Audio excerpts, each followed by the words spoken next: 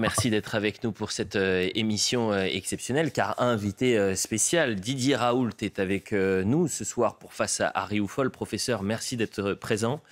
C'est un plaisir de vous avoir sur le plateau. Je salue évidemment Yvan Rioufol. Cher Yvan, bonsoir. Bonsoir, et Véronique Jacquier, comme d'habitude, est également là. Chère Véronique, bonsoir. On commence tout de suite l'émission. Alors, habituellement, cher Yvan, l'invité arrive en seconde partie. Mais vous avez décidé, dès la première partie, d'inviter Didier Raoult. Pourquoi ? Je fais en général ces propositions pour des personnalités politiques. On l'a fait des 3 ou 4 fois.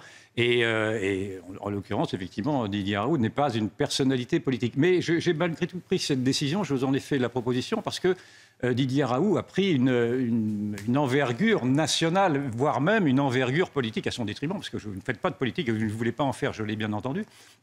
Mais il me semble que par son positionnement réfractaire, par sa symbolique, dans le fond, du Gaulois réfractaire, que l'on voit même un peu physiquement, par le fait qu'il se définisse lui-même comme étant un anarchiste amoureux de la grandeur, il y a eu chez Didier Raoult une sorte de résonance de la part de toute une partie d'une société qui ne se reconnaît plus dans leurs élites, entre guillemets, parce que Didier Raoult est effectivement la quintessence d'une élite mandarinale, mais en fait c'est une élite qui arrive aujourd'hui précisément à se faire comprendre d'un peuple qui se sent rejeté et à la fois par Paris et à la fois par la morgue parisienne, la morgue jacobine. Et donc il y a tout ça, me semble-t-il, qui politiquement donne une envergure à cette personnalité, dans le fond, d'une sorte de gilet jaune, certes, je ne sais pas d'ailleurs si cette analyse vous conviendrait, d'une sorte de gilet jaune qui symbolise cette France en colère contre les élites.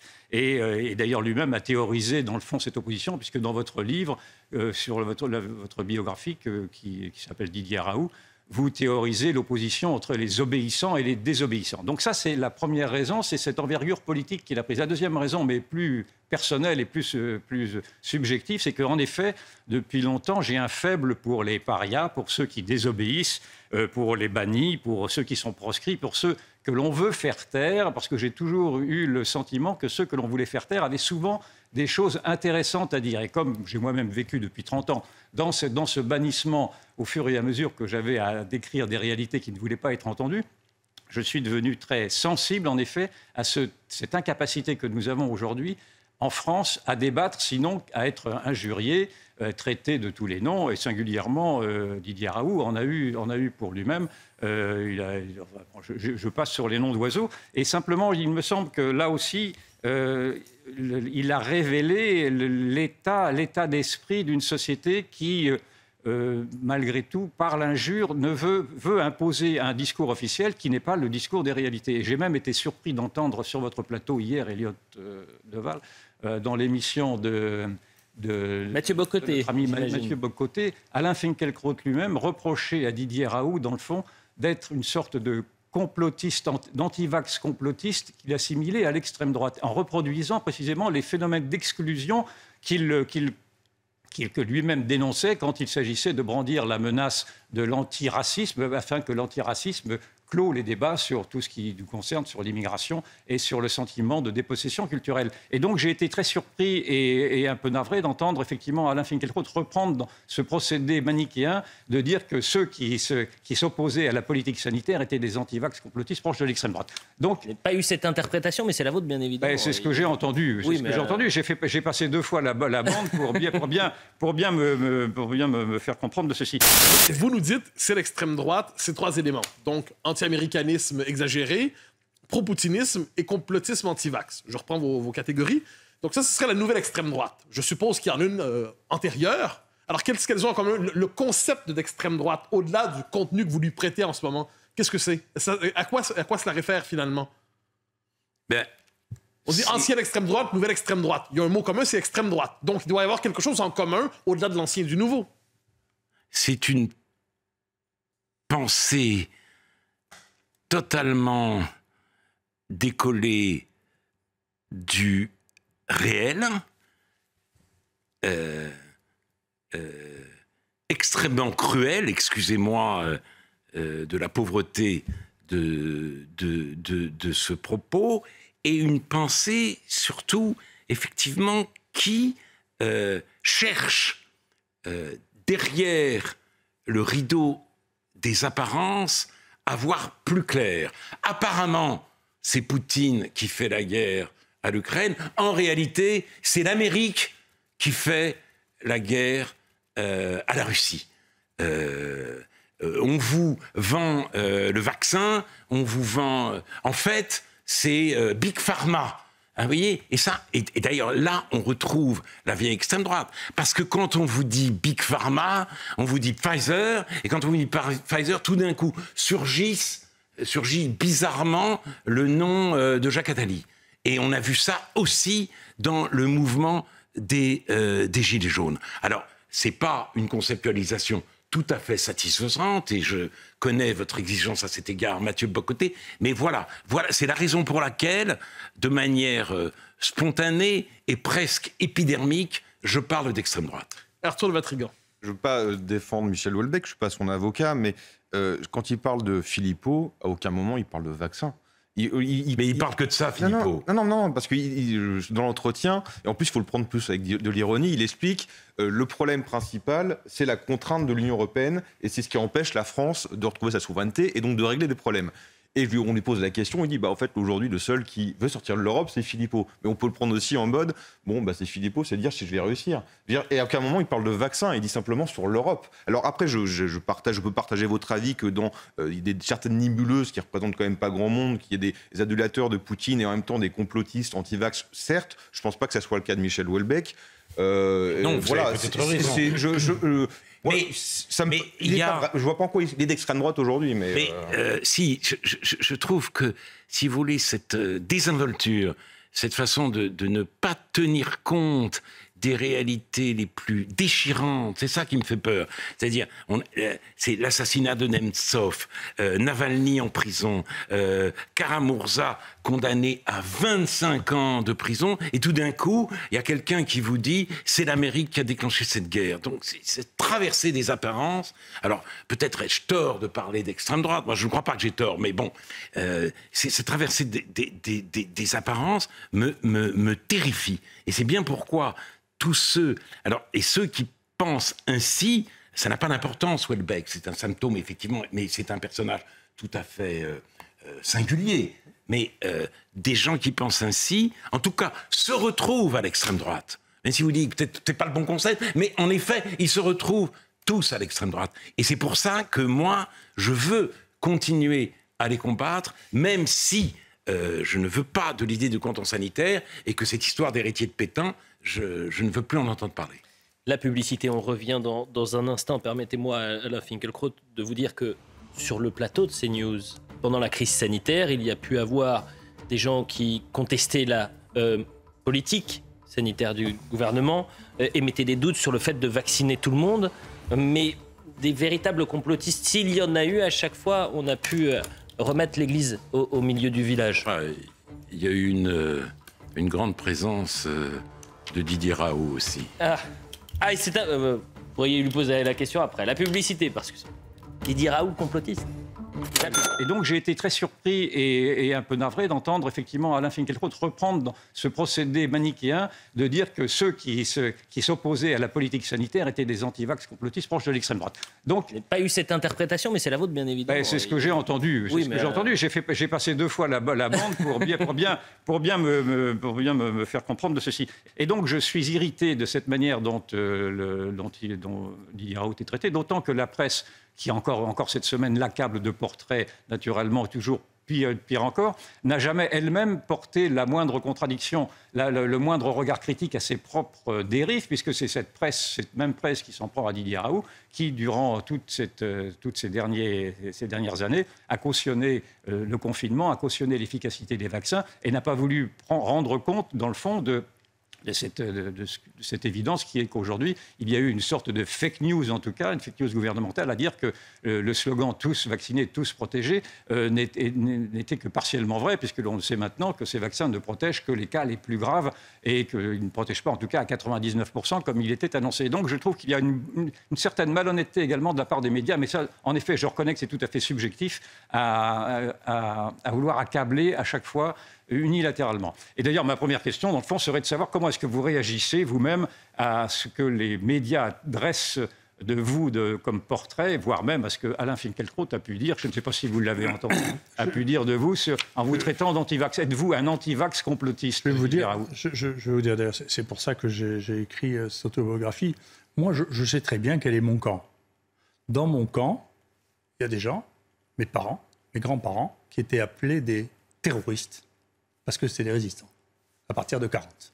Ma grand-mère, qui faisait 1m50, qui avait 60 ans, a tenu pendant 3 mois, quand mon grand-père est parti dans le maquis, parce qu'il était repéré en 43, le réseau de résistance de Marseille a été déporté à Ravensbrück, après être passé dans une prison qui sert maintenant à la direction des hôpitaux de l'assistance publique de Marseille, ce qui est quand même une espèce de coïncidence extravagante dont le monde rêve.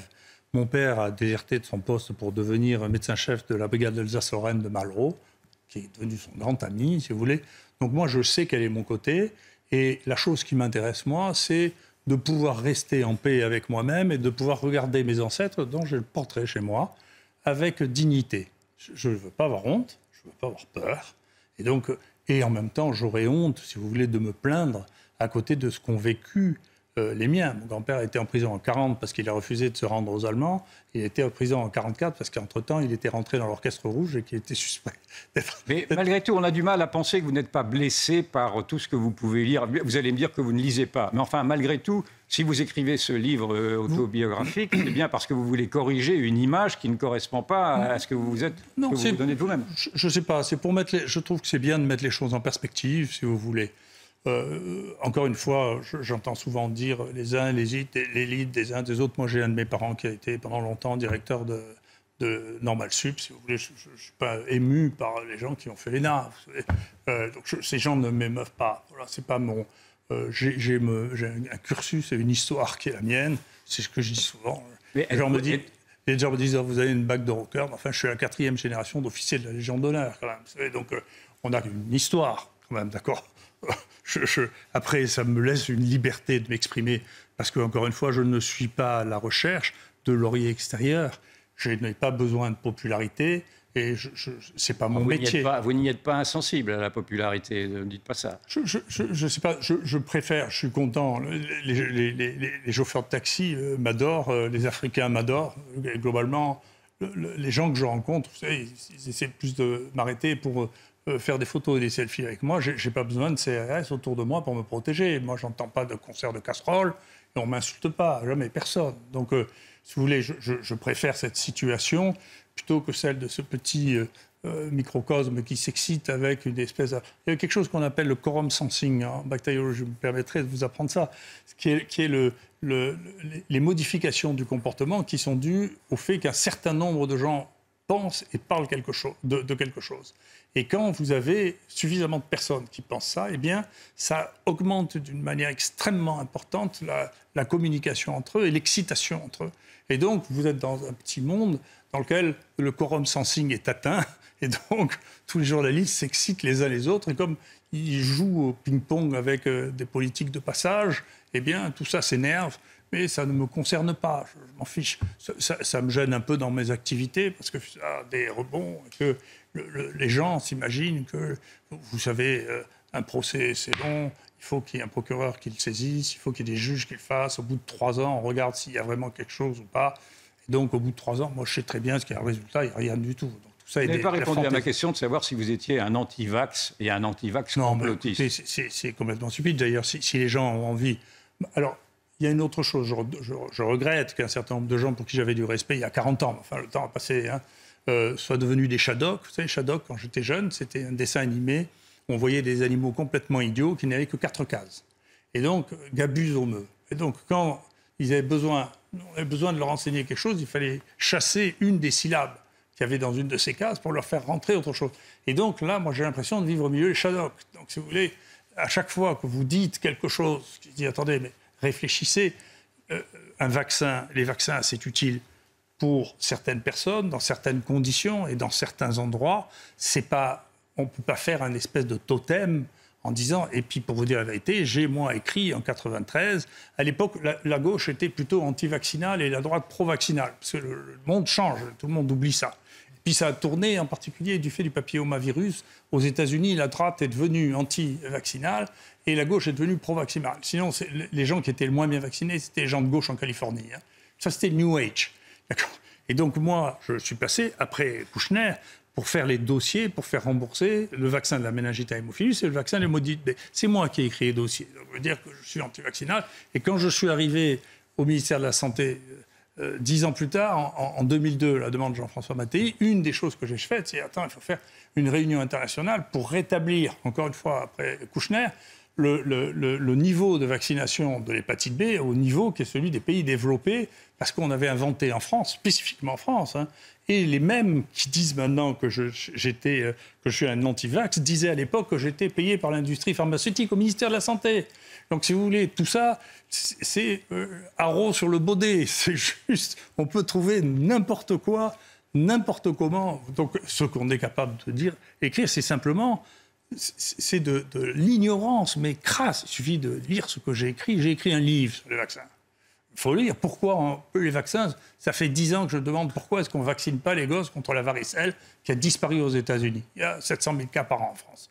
Pourquoi ? Personne ne sait pourquoi. On reviendra en deuxième partie, si vous voulez bien, sur l'aspect plus médical des controverses et naturellement sur l'efficacité notamment. Non, mais c'est simplement, c'est idiot, c'est des qualificatifs d'imbéciles. Si vous voulez, c'est vraiment la conjuration des imbéciles, quoi.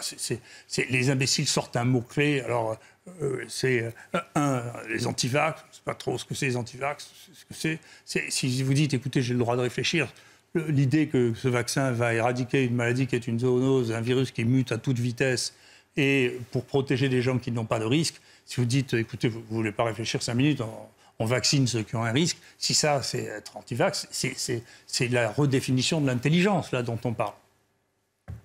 Est-ce que vous voulez continuer cette discussion qui est passionnante ou vous voulez qu'on revienne sur les thématiques? On peut aborder quelques problèmes de société, malgré tout, si vous voulez, pour garder ce rythme-là. Ok, cher Yvan, parce que vous vouliez, dans cette émission quand même, et on reviendra évidemment sur l'aspect sanitaire, mais évoquer avec le professeur Raoult et Véronique Jacquier, évoquer 2 tragédies et ce que vous appelez une farce. Les tragédies, ce sont des bébés poignardés jeudi par un demandeur d'asile syrien, jeunes adolescents harcelés à l'école qui se suicident, et puis ce que vous considérez comme une farce, c'est une presse française qui prend au sérieux l'imposture de l'homme enceint, qui a fait la une d'ailleurs de Glamour britannique, c'est une une quasiment historique. Pourquoi vous mêlez en quelque sorte ces événements qui n'ont pas grand-chose à voir? Ces événements disparates parce que c'est l'actualité qui m'a imposé ces choix. Mais en même temps, j'ai trouvé dans ces dissonances-là peut-être ce qui pourrait caractériser le mal du siècle, qui serait ce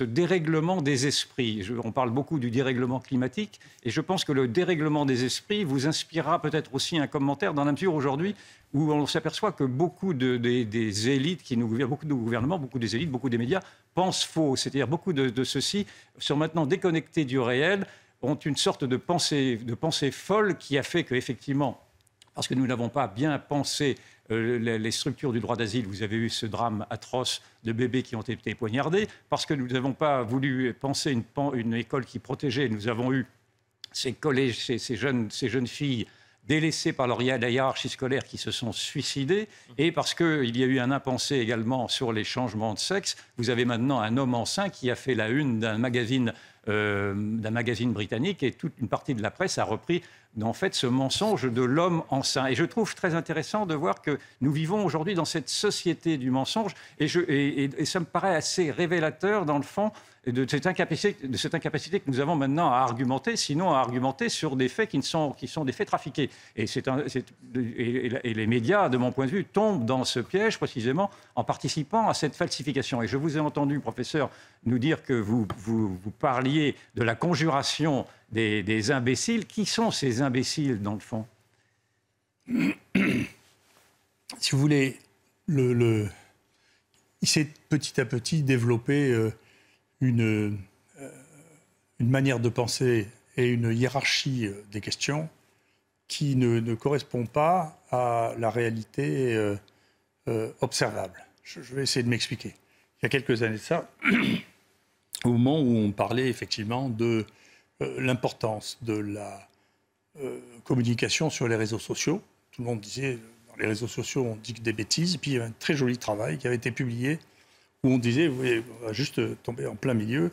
Voilà, si vous regardez les plus grands médias du monde, New York Times, Guardian, je pense que c'est pareil dans le monde, et vous regardez quels sont, quand on parle de la mort, quels sont les sujets dont on parle.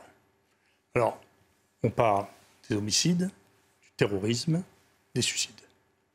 Et ça représente, dans les pays développés, 3% de la mort. Et ça représente 70% de ce dont on parle dans la presse. Et si vous regardez dans les réseaux sociaux, ça ne représente plus que 30% des causes de mort. C'est-à-dire, on parle de tous les autres. Ce qui veut dire que il y a un goulot d'étranglement dans la presse qui fait qu'on ne parle plus que d'un certain nombre de choses qui sont des choses de plus en plus exceptionnelles, de plus en plus marginales. Et on a l'impression que, effectivement, moi personnellement, chacun vit sa sexualité, ce qu'il fait exactement comme il veut.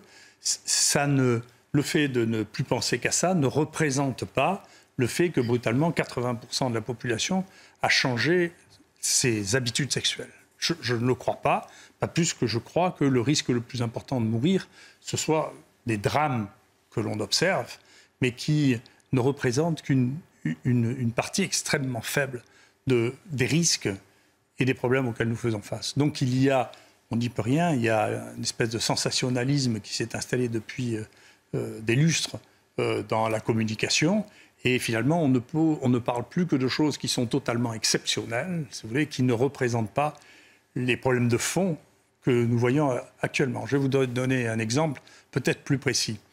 Aux États-Unis, donc, moi je m'intéresse beaucoup au phénomène de fond, je veux être d'accord avec moi-même. Et donc un des éléments de fond sur lequel on peut réfléchir, c'est celui de l'espérance de vie. Ou plutôt que de l'espérance de vie qui est une spéculation, de l'âge de la mort moyen actuellement. D'accord ? Ce que l'on a pu voir aux États-Unis, c'est une régression absolument spectaculaire depuis le début de cette crise. Ça avait commencé avant. Ça fait 10 ans que l'espérance de vie diminue aux États-Unis. Mais au cours des 3 dernières années, ils ont perdu plus de 5 ans d'espérance de vie. Actuellement, l'espérance de vie des États-Unis est inférieure à celle des pays du Maghreb, de la Chine, de Cuba, d'accord, et probablement à la 40e ou la 50e place, alors que c'est eux qui dépensent le plus d'argent dans la santé, et c'est eux qui ont les ressources les plus importantes du monde. Ça, c'est une question importante. Ce qui s'est passé en Angleterre, c'est la même chose. L'Angleterre est en train d'avoir une pente descendante sur l'espérance de vie qui a commencé il y a 10 ans. Donc, il y a des questions de fond. Il y a 10 ans, on nous racontait, je suis sûr que vous aviez déjà des interlocuteurs là-dessus, qu'on allait vivre jusqu'à 120 ans, jusqu'à Global, ceci, cela. Non, c'est pas vrai. L'espérance de vie est en train de diminuer dans les pays les plus riches.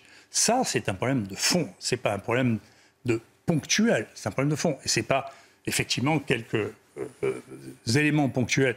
Tous les éléments ponctuels ont une importance, en fait, en nous obligeant à réfléchir à la situation. Cela étant, il y a des problèmes de fond, moi, dont je n'entends pas parler, qui me paraissent absolument spectaculaires.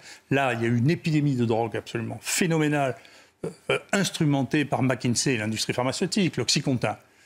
500 000 morts aux États-Unis. C'est en train d'arriver en Europe. Ça a commencé en Écosse, et on distribue de la morphine comme des bonbons, et à la fin, les gens meurent. Et ça, ils en meurent par centaines de milliers. Et ça, c'est des choses qui sont importantes pour moi. Vous voyez ? C'est-à-dire ça, on est face à une crise de civilisation sur la morphine, c'est-à-dire le fait de ne plus supporter ni la douleur, ni l'inquiétude, ni l'angoisse, fait qu'on est des pays drogués. Et ça, c'est un problème qui me paraît absolument fondamental. Et on s'intéresse à l'accessoire, c'est ce que vous nous dites. Non, on s'intéresse à des problèmes qui ne sont pas inintéressants, mais qui sont des problèmes. On ne peut pas s'intéresser qu'à ça. Vous voyez que. Mais moi, je fais partie pour répondre. Vous voyez, honnêtement, c'est un gadget de parler de moi. Ça n'a strictement aucun intérêt. Le vrai problème, on en parlera tout à l'heure. Le problème, c'est que effectivement, on a les taux de mortalité les plus bas au monde et que plus personne ne peut les contester, parce que ce qu'on disait, c'est qu'on mentait, qu'on cachait les morts. Maintenant, on voit que ce n'est pas vrai. C'est impossible de le faire. Oui, on va y revenir en deuxième partie. Véronique Jacquier. Oui, parlons du fond, justement. Yvan a évoqué le dérèglement des esprits. Moi, je voudrais qu'on parle de l'esprit de résistance à travers ce qui s'est passé à Annecy. Et ce jeune homme, Henri, qui a témoigné d'un courage héroïque, mais après tout, lui-même a dit qu'il n'avait fait que ce qu'il avait à faire. Mais je pense que si ce garçon était capable de faire ce qu'il avait à faire, c'est sans doute parce qu'il avait une formation, il avait été capable d'un engagement dans le scoutisme, mais aussi d'un engagement spirituel, d'une profondeur liée à ses études. Et donc cet esprit de résistance, il ne vient pas de nulle part. Il est nourri, il est approfondi, il y a quelque part une éducation à un esprit de résistance. Alors vous avez évoqué au début de l'émission vos parents qui étaient résistants, vous êtes vous-même un résistant. Vous vous nourrissez comment, justement, pour être à la hauteur de votre engagement de résistant? Qu'est-ce qui fait vous, qu'est-ce qui anime la flamme? Le jeune Henri parlait de grandeur. Vous avez dit... vous avez parlé finalement de la médiocrité des réseaux sociaux, du côté mimétique des réseaux sociaux. Qu'est-ce que vous dites de cette grandeur? Non, mais moi, je crois beaucoup. Et je pense que c'est un des points, certainement, dans lequel j'ai des soucis avec l'évolution actuelle de notre société. Moi, je crois au modèle. Voilà. Je crois au modèle. Je pense qu'on a besoin de modèles, et dans tous les domaines. Moi, je ne fais pas de hiérarchie entre les modèles. Et vous avez vu, j'ai dédicacé mon livre à Mohamed Ali, Cassius Clay, qui pour moi, le modèle de la résistance, le type qui est champion du monde, qui refuse d'aller faire la guerre au Vietnam parce qu'il n'a rien contre les Vietnamiens. On le déchoit sans titre, il n'a plus le droit de se battre pendant 5 ans, il perd tout, et il revient, et il regagne. Ça, voilà, ça pour moi, c'est un modèle. C'est le modèle de ma jeunesse. Quelle résistance, quelle force. Et donc, on a besoin de modèles. On a besoin de modèles dans le sport. Mais dans le sport, je préférais... Cassius Clay que d'avoir des gosses de 18 ans milliardaires dans des Ferrari. Je pense que c'est indécent. Oui. Les modèles, c'est pas ça. Pour moi, les modèles, c'est les gens qui vont jusqu'au bout de leur courage, qui vont jusqu'au bout. Excuse de dire ça. Djokovic, voilà, modèle. Ah, du courage. Courage. On l'empêche de jouer. Il revient, il gagne et il fait plus que n'importe qui. Ça, c'est du courage. Le courage, il peut être là. Et le courage peut être dans l'écriture. Le courage, il peut être dans la peinture. Le courage. C'est-à-dire, le fait d'aller jusqu'au bout de ce que l'on croit être indispensable, c'est du courage et ça donne des modèles. Et puis, c'est la seule chose qui soit intéressante. De toute manière, moi, j'ai dit ça quelquefois, les gens ont repris ça. Vous savez, si c'est pour suivre le troupeau, vous n'avez pas besoin de cerveau. Vous avez besoin de 4 pattes et pour suivre le troupeau. Hein. Donc, si vous voulez faire quelque chose de votre vie, vous êtes bien obligé d'avoir un choix individuel. Moi, j'avais une question. Le 31 mai dernier, l'IHU a été perquisitionné, l'IHU de Marseille, d'une enquête qui a été ouverte en juillet dernier. L'IHU, c'est votre bébé. Oui. Comment vous l'avez vécu, cette perquisition? Vous n'y étiez pas, mais le fait que votre lieu ait été perquisitionné. Assez banalement, c'est des gens qui faisaient leur métier sur des sujets, d'ailleurs, contrairement à ce qui a été dit après, ce qui n'avait strictement rien à voir avec... le traitement sur l'hydroxychloroquine. Il y avait, parmi les sujets, il y avait 3 sujets qui étaient: est-ce que nous avions suivi le règlement pour prélever de la salive chez des gens pour faire de la recherche? Est-ce que, alors ça c'était les pédiatres qui nous avaient envoyé des urines pour savoir si on regardait du cytomégalovirus. J'ai trouvé que la disproportion entre cette mobilisation et la nature des questions est une des choses... Vous comprenez pourquoi je ne suis pas tellement atteint par tout ça. Je trouve qu'on est arrivé à un niveau qui est cocasse. C'est cocasse, pour moi c'est cocasse. On dit, c'est terrible. Alors, chez le professeur Raoult, d'ailleurs dans aucune des 7 études dont l'investigation a été faite, je n'étais l'investigateur. Donc c'est très intéressant de voir ça. Voilà. Est-ce que vous vous rendez compte, c'est criminel? Vous n'avez pas suivi la procédure? Je crois qu'on a suivi la procédure et que le temps le dira parce qu'on a sorti tous les papiers. Vous n'avez pas suivi la procédure pour prendre des salives pour faire 3 études. Non, mais vous vous rendez compte du point où on est arrivé? Enfin, vous vous rendez compte? Ouais. Donc il y a un vrai problème là, un vrai problème de fond qui explique d'ailleurs la violence de la réactivité. Il y a un vrai problème. Il y a des problèmes de morale. Moi, je finis par être irrité par le fait qu'on revienne à l'éthique plutôt qu'à la morale. Il y a un problème de morale, un vrai problème de morale. Normalement, et c'est prévu ça dans la déclaration d'Helsinki, vous ne pouvez pas demander à un malade de rentrer dans un essai thérapeutique, un vrai, parce qu'on fait nous, c'est soigner, un essai thérapeutique sur lequel vous allez gagner de l'argent, soit en nature, soit de manière indirecte, sans le dire à votre malade. Théoriquement, c'est quelque chose qui est immoral. Vous avez un rapport avec votre malade. Si vous gagnez de l'argent, s'il rentre dans un essai thérapeutique, vous devez lui dire. D'accord? Et que si vous parlez ici sur un plateau, et que ce que vous dites a quelque chose à voir avec l'argent que vous avez touché, ce que personne dans nos télévisions ne fait, personne ne déclare ce qui est la loi, les conflits d'intérêts. Si vous permettez, je ne suis pas sûr que les téléspectateurs comprennent exactement de quoi l'on parle. Là, vous défendez à nouveau l'efficacité de l'hydroxychloroquine et l'on vous reproche d'avoir mené une étude qui était une étude qui n'était pas donc qui ne correspondaient pas au label officiel. C'est bien cela. Non, non, je répondais à la question de votre collègue. Sur la perquisition. Oui, la perquisition, ça n'avait rien à voir. Moi, c'était vraiment... Non, mais c'était sur la forme, le fait qu'on perquisitionne l'IHU. Mais la polémique aujourd'hui vient de cette étude sur l'hydroxychloroquine. Non, mais c'est une autre question. Oui. La perquisition n'avait rien à voir avec... C'était sur une enquête de l'été dernier. Excusez-moi. Et sur la forme, c'est-à-dire le fait que l'IHU... Non, c'était les crachats, c'est autre chose. D'accord. Bon, pardon. Les crachats et les pipis. Je reviens alors c'est autre chose, c'est des choses beaucoup plus sérieuses. Cette question qui a suscité toute cette hystérie et qui a mobilisé toutes les attentions, de savoir si oui ou non l'hydroxychloroquine peut être efficace, si elle est bien dosée, etc., dans un protocole de soins. Voilà, mais ça c'est la vraie question. Et c'est la question d'ailleurs que vous avez remarqué que personne ne pose. Vous avez remarqué que personne ne pose la question de savoir, alors finalement ça marche ou ça marche pas. Voilà, alors finalement ça marche ou ça marche pas. Et donc, mais je termine ma question pour que les téléspectateurs comprennent. Est-ce que vous avez donc fait une étude sur 30 000 cas qui a jugé qu'elle n'était pas valide parce que pour des raisons de procédure. Et vous avez retiré cette étude pour l'instant. Non. Donc ce qu'on a fait, où nous en sommes. Ce qu'on a fait, on a soigné les malades. On n'a pas cessé de soigner les malades. Parmi les soins que nous avons donnés, il y a des gens qui ont reçu de l'hydroxychloroquine, il y en a qui ont reçu de l'ivermectine, il y en a qui ont reçu de l'azithromycine, il y en a qui ont reçu des corticoïdes, il y en a qui ont reçu d'autres antibiotiques, d'accord ?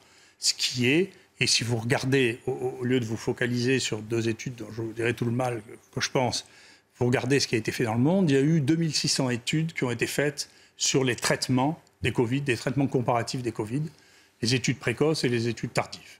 Sur ces 2600 études, il y en a plus de 400 qui ont utilisé l'hydroxychloroquine. Et les résultats sont d'ailleurs à peu près comparables aux nôtres. Si vous donnez ça précocement, vous épargnez 70% de morts. Si vous donnez ça quand ils sont hospitalisés, vous épargnez entre 30 et 40% de morts. C'est ce que nous, on a publié. C'est même encore plus satisfaisant que ça, puisque chez les gens hospitalisés qui prenaient hydroxychloroquine, azithromycine, la mortalité était de 7%. Ce qui est la plus basse mortalité de toutes les études qui ont été publiées au monde aujourd'hui. Et pour le savoir, il suffit de regarder. Il y a un site qui s'appelle earlyc19.com pour regarder. Et tout ça est décrit dans les détails. Donc, ce qui est très intéressant, c'est que dans cette étude, personne ne parle du résultat. D'accord ? D'ailleurs, la dame du Figaro qui m'a interviewé, elle m'a dit surtout, je ne parle pas des résultats. Donc, pourquoi cette étude a suscité encore plus d'excitation que les autres ? C'est que jusqu'à présent, il restait une ressource, c'est de dire non, ils mentent. Non, ils cachent. Moi, j'ai un collègue, je connais depuis 30 ans, qui a dit sur un de ces plateaux, écoutez, non, on sait qu'il y a des morts qu'ils n'ont pas déclarés. D'accord ? Là, c'est impossible. Ce qu'on a fait, on a pris 3 sources externes, et les morts, on les a comptés par l'INSEE. Tous les gens qui avaient été traités à l'IHU, on a regardé ceux qui étaient morts dans les 6 semaines suivantes. D'accord. D'accord, donc il n'y a pas un de morts. Alors qu'est-ce qu'on reproche à cette étude alors ? Non, mais ce que vous croyez que vous pouvez dire face à face à quelqu'un, vous savez que vous êtes trompé depuis 2 ans, que vous avez interdit les médicaments qui marchaient. C'est uniquement ça. Et quand on vous dit non mais attendez, on n'avait pas le droit. Moi on m'a déjà fait le coup. Je suis déjà passé devant le Conseil de l'ordre pour dire vous n'avez pas le droit de passer hydroxychloroquine. En décembre 2021, le Conseil de l'ordre a répondu non, M. Raoult avait parfaitement le droit d'utiliser l'hydroxychloroquine, il n'a pas fait de faute, il n'a pas mis ses malades en danger. Je ne sais pas ce que vous voulez de plus. Donc, simplement, ce n'est pas parce qu'un ministre qui ne sait pas ce qu'est l'hydroxychloroquine a une opinion dessus que ça change, moi, mon opinion, alors que j'utilise l'hydroxychloroquine pour les maladies infectieuses depuis 30 ans quand même. Il y a un pharmacocinéticien là, qui dit à ces posologies, ça ne marche pas. Mais vous savez, j'ai fait 10 000 dosages, moi, d'hydroxychloroquine dans ma vie. Donc je sais très bien comment ça marche. Hein. Mais est-ce que la violence des réactions à votre égard ne vient pas de cette grave accusation que vous portez de suggérer, de dire que des morts auraient pu être évitées. Donc, il y a eu des morts qui ont été causées par ceux qui ont interdit de prescrire de l'hydroxychloroquine. C'est bien ce que vous dites. C'est bien ce que je dis. C'est-à-dire que je dis... Et voilà, vous évaluez ces morts à combien ? Je ne sais pas, j'aime pas faire de spéculation parce que, y compris parmi tous les autres morts, les gens qui sont morts ou qui ne sont pas morts, je ne sais pas par quoi... Je sais exactement par quoi ils ont été traités chez nous. La manière dont ils ont été traités ailleurs, je n'en sais rien. Mais encore une fois, les données que je vous donne, c'est des données que vous pouvez regarder sur Early. Vous savez, j'ai indiqué plusieurs sites depuis le début de cette histoire. Maintenant, tout le monde connaît Euromomo, Eurofordoc, c'est moi qui vous ai appris ça quand même. Hein. Donc là, je vous en apprends un autre. C'est Early C19, vous n'avez qu'à regarder. Dedans, il y a 2600 études analysées. Ouais. Et donc, quand je vous dis... vous évitez 70% des morts si vous traitez tôt, vous faites un calcul de ce que c'est. Oui.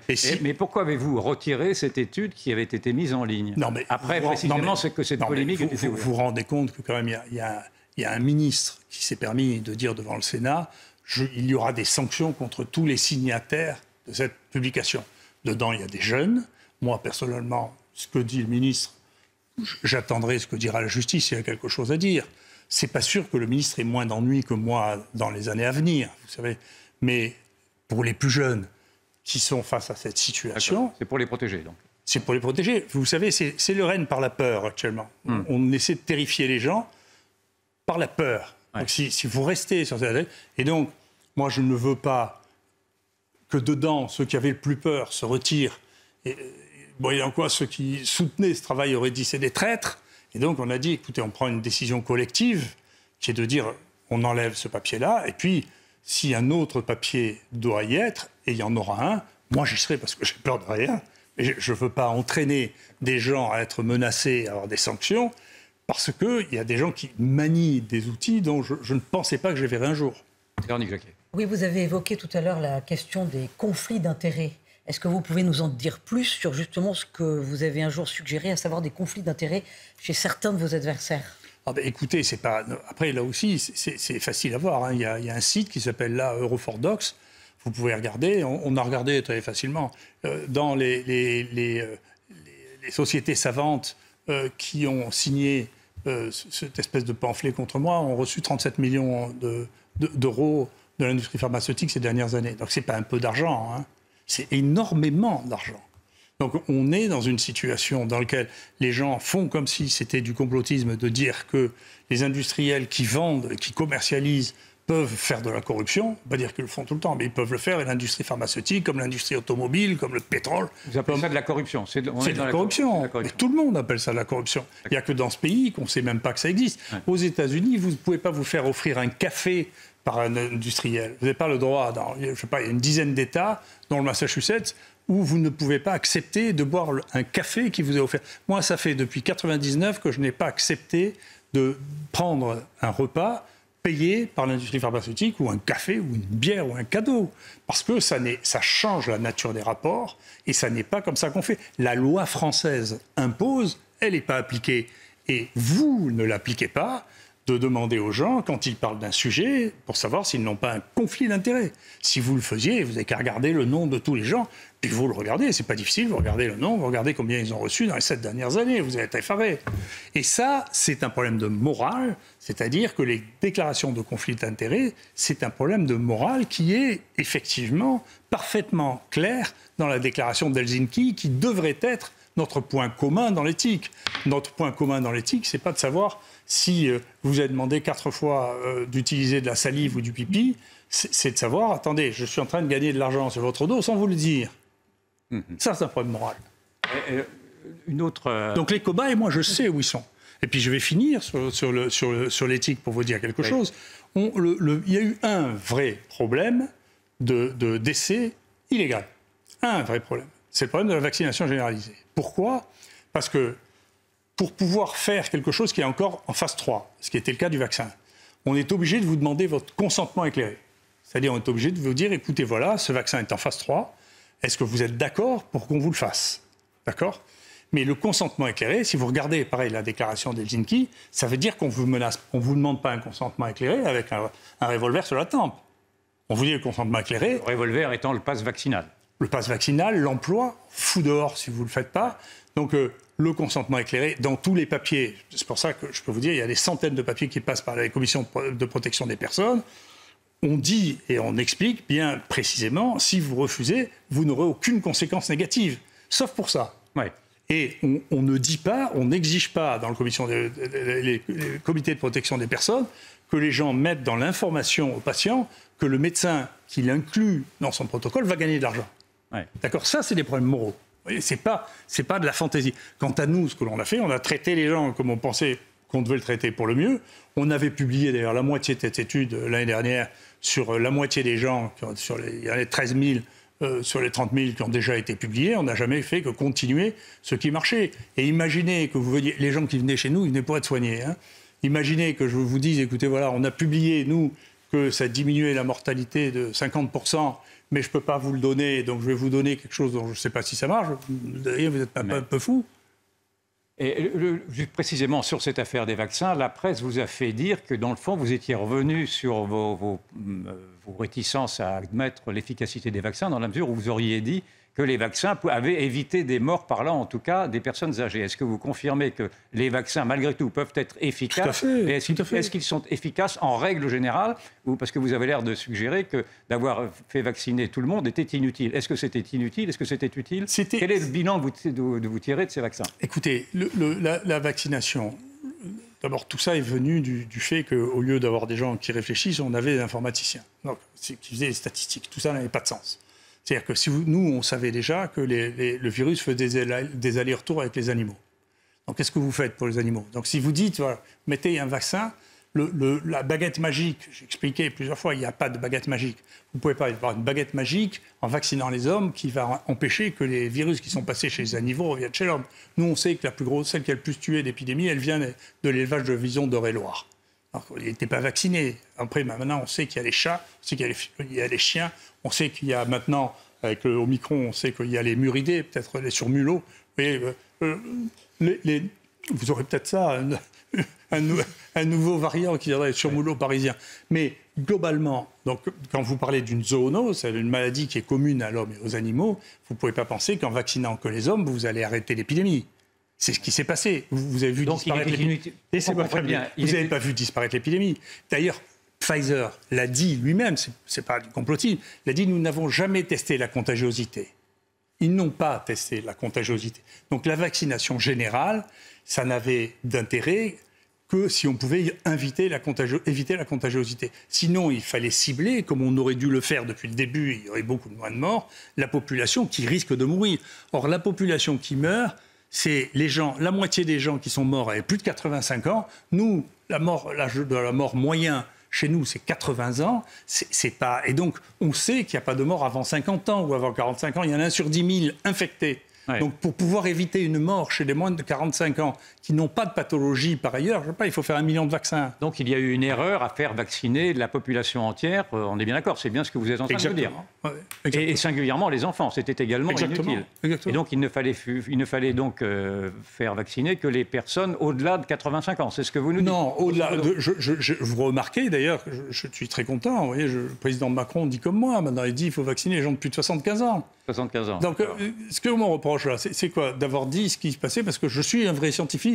J'ai dit ce qui allait se passer avant les autres, parce que, alors que tout le monde disait non, il faut nous sauver, vaccinez-nous. Donc, vous n'êtes pas étonné que on me reproche ça, alors que le président Macron, il dit la même chose que moi maintenant. Oui. Mais moi, la différence, c'est que je le disais avant, c'est tout. Hein. Et est-ce que vous avez mesuré les effets secondaires dont certains médecins nous disent qu'ils n'existent pas, que c'est également une sorte d'invention de ceux qui voudraient... Non, les vaccins, si vous voulez, là aussi, c'est un discours pour Shadox. Hein. De dire quoi? De dire qu'il n'y a pas de vaccin qui n'ait pas d'effet secondaire. Tous les vaccins, c'est toujours... Tous les actes thérapeutiques, tous les actes de prévention sont toujours une balance entre les bénéfices et les risques. Donc, si vous n'avez aucun bénéfice, il n'y a pas de risque tolérable, même s'ils sont rares. C'est ça le problème. Et bien sûr, moi, j'ai vu des choses que... On a été le premier centre à vacciner, contrairement à ce que j'en raconte à Marseille, on était le premier centre à vacciner, à l'IHU. Hein.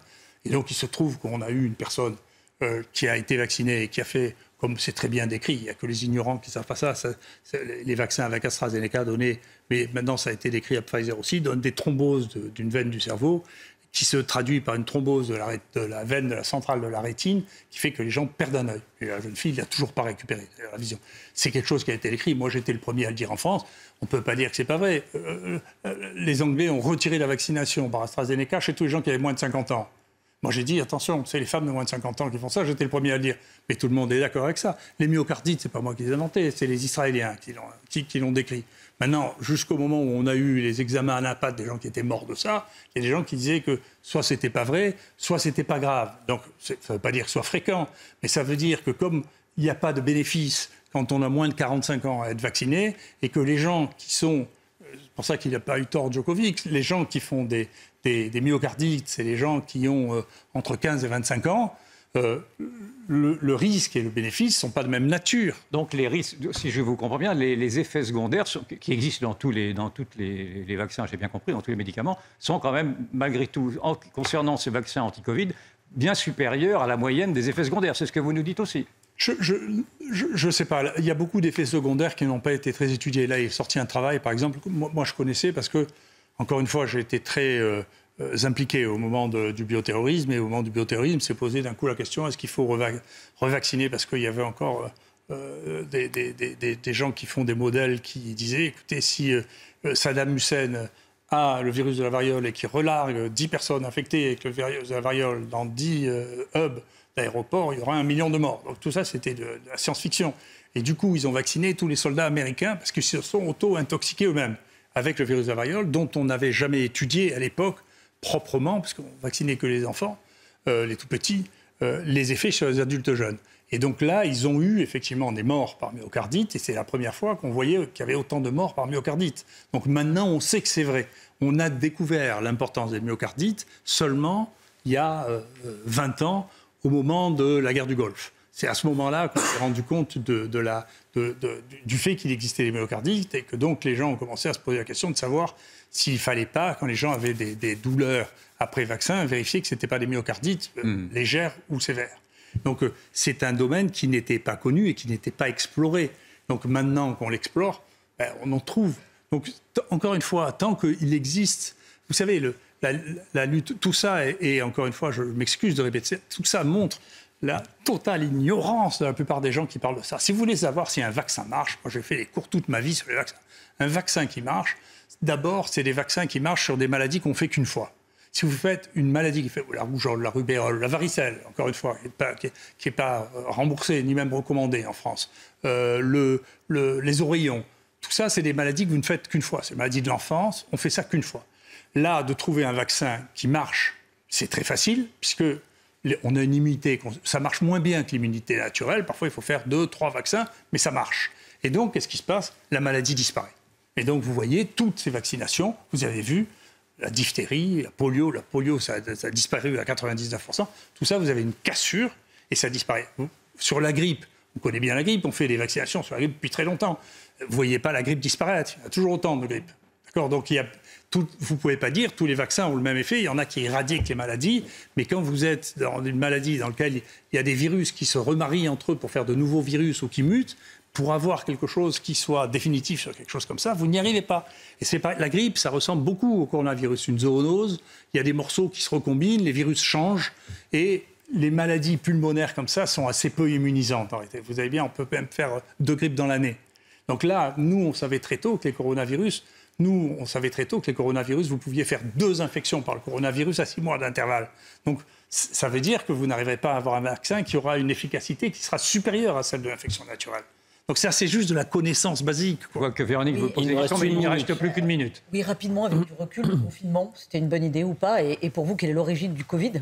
Alors, vous avez une minute. Pour le confinement, c'est très beau. Il faut vous lire ça en Angleterre parce que quand même, on vit dans un monde de surréalistes. Quand je parle conjuration des imbéciles, Johnson qui discute avec son ministre de la Santé, même genre que Véran d'ailleurs, et qui lui dit, écoute, le confinement, on ne sait pas, mais maintenant que la première ministre d'Écosse l'a fait, je suis obligé de faire comme elle parce que sinon elle va être vexée. Donc la décision et ensuite les dominos de tout le monde fait du confinement, c'est parti du Donc fait le que confinement Johnson... était inutile. C'est inutile, on le sait. Ouais.